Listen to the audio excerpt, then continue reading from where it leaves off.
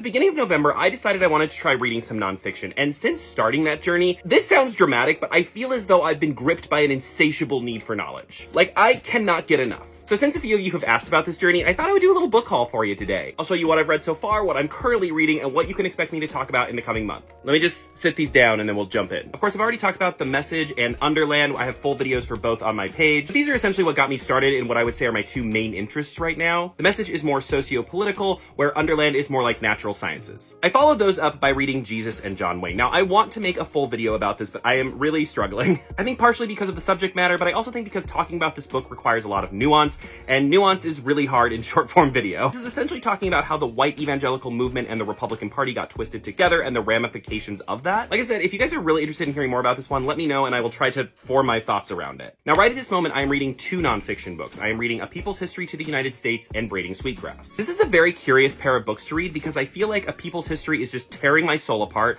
but somehow Braiding Sweetgrass is like delicately putting it back together. A People's History attempts to recount the entire history of the United States, but attempts to do so from the perspective of the people that were the most oppressed or affected by the specific time period of each chapter. The things being discussed are incredibly heavy, it's a pretty challenging read, and because of that, I tasked myself with reading just one chapter every day. And this has really allowed me to sit with the information and digest it rather than just blazing through. I will say I talked about this book on Blue Sky, and a bunch of people wearing red hats and calling it woke history got very mad at me, which made me want to read this book even more. On the other hand, Braiding Sweetgrass is probably going to end up being one of my favorite books I've read this year. The author, Robin Wall Kimmerer, is a botanist, and in this book she really discusses the intersection between indigenous culture and spirituality and their relationship with the land, with the ideas of more westernized scientific knowledge. It is an incredibly beautiful read. I love it so much. I'll probably finish it today or tomorrow, and then I'll have a full review. And finally, let's talk about the nonfiction books that I have on my TBR that I'm going to be trying to read in the next month or two. Because I loved The Message so much, I got another book by Ta-Nehisi Coates, Between the World and Me. I picked up Let This Radicalize You, which is supposed to deal with like organizing and reciprocal care, some things I think are going to be very important in the next 4 years. On the nature side, I picked up An Immense World. This was highly recommended. This looks to me like a book version of that show Planet Earth, which I love, so I'm very excited to read it. Hidden Nature is a memoir that follows the author Alice Fowler as she kayaks along the Birmingham canals. It's supposed to deal heavily with nature, but also with her journey coming out as a gay woman. This just sounded really lovely, and it looks like it's a pretty short read, so. And finally, this one was recommended to me by Nathan over at Schizophrenic Reads. This is Swole. This is written by a Gen X gay man, and is supposed to deal with like the history of the gym and male body image. Nathan said it was excellent, so I'm excited to check it out. Honorable mention, I did also just order the book 1491. It's just not here yet. This is a history book that's supposed to deal with the Americas pre-Columbus, and I've heard it's excellent. Okay, yeah, so that's a lot of books. I would love to know your thoughts on these, or if there are any that I mentioned that you're interested in hearing more about. I've really been enjoying reading nonfiction, and I'm really excited to learn more. But there are already a lot of books in this pile, so